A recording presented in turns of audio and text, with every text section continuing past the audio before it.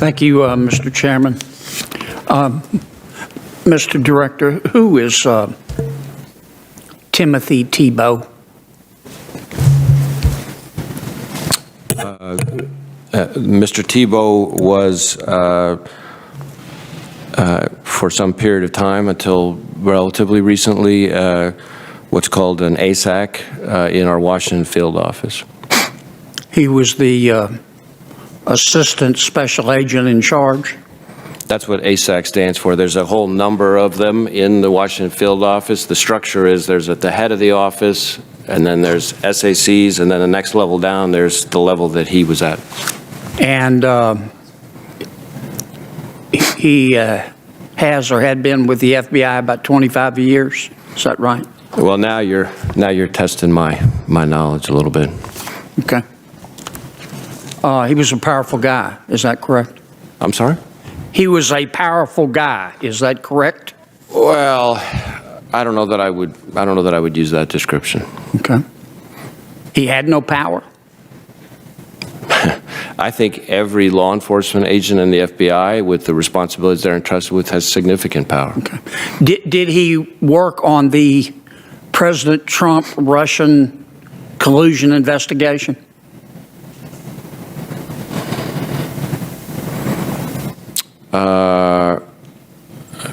I'm not sure I know the answer to that. Not that I'm aware of, but I can't say that with certainty. Did he or does he work on the FBI investigation of Mr. Hunter Biden? So the investigation that you're referring to, and I have to be a little bit careful because we're talking about an ongoing investigation, is being run out of our Baltimore field office, working with the Delaware U.S. Attorney, who's a holdover from the prior administration. So I'm confused, Chris, with your answer. Did he work or does he work on the Hunter Biden investigation? As I said, the Hunter Biden investigation is being run out of the Baltimore field office.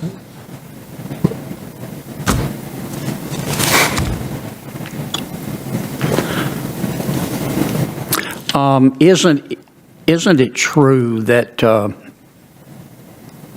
in September of 2020, Special Agent Tebow went on social media and liked a Washington Post article entitled, quote, "William Barr has gone rogue"? I have seen descriptions to that effect. I have to be a little bit careful about how far we can go in this conversation because of specific ongoing personnel matters. Isn't it true that also in September of 2020, Special Agent Tebow went on social media and posted a Washington Post article entitled, quote, "Why the Michael Flynn case still matters"? A similar answer to the one I gave before. Isn't it true that in November of 2020, Special Agent Tebow, Assistant Special Agent in charge of the D.C. office, who allegedly worked on the Trump-Russia collusion investigation and the Hunter Biden investigation, retweeted a Lincoln Project tweet that said, quote, "Donald Trump is a psychologically broken, embittered, and deeply unhappy man"? Again, I've seen descriptions of posts, and I got really trying to be very careful not to get in the way of any ongoing personnel matters. Isn't it also true that in January of 2001, in response to Alabama Senator Tommy Tuberville's election to the United States Senate from Alabama, of course, Special Agent Tebow went on social media and posted, quote, "Thank God for Mississippi," the state motto of Alabama. Can't sit here and quote chapter and verse on an individual's social media posts. Isn't it also true that in June of 2020, Special Agent in Charge, Tebow, a 25-year veteran of the agency, tweeted to Congresswoman Liz Cheney, quote, "Your dad was a disgrace"? Again, I've seen descriptions to that effect, but I'm going to have to be very careful not to interfere with any kind of ongoing person. And last month, didn't Agent Tebow go on media and tweet, quote, "Can we give Kentucky to the Russian Federation"?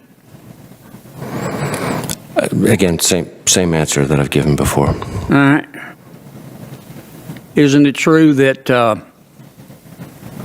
Mr. Tebow, Agent Tebow, excuse me, and FBI Supervisory Intelligence Analyst Brian Otan covered up derogatory information about Mr. Hunter Biden while working for the FBI?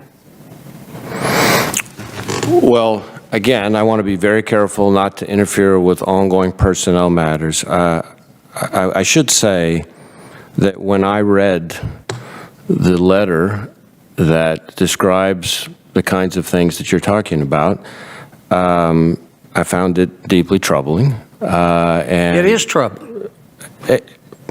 And it is totally... And it's not about their political beliefs. Right. It's not about their political beliefs. It's about that this is a senior employee at the FBI with years of experience going on social media and tweeting this kind of stuff. So I have, since I started in... Which gives the people the impression that there is bias, whether there is or there isn't.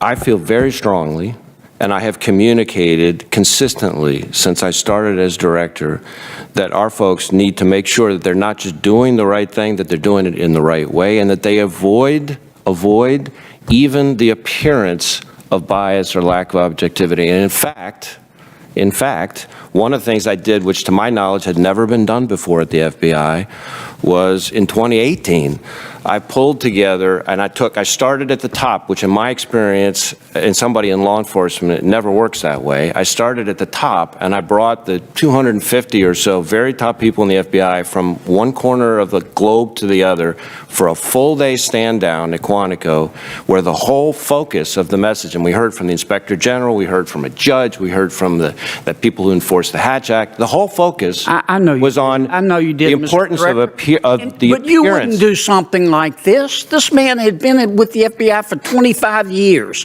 He's now on leave. He did this kind of stuff as recently as last month. Do you know how this looks to the American people?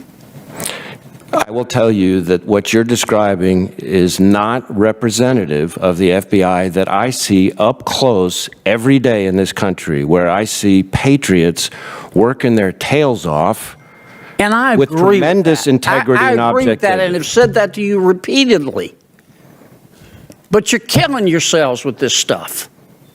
And this investigation needs to be completed on this gentleman, and the results need to be reported to the American people. Thank you, Mr. Chairman. Thanks, Senator Kennedy. Senator Ossoff.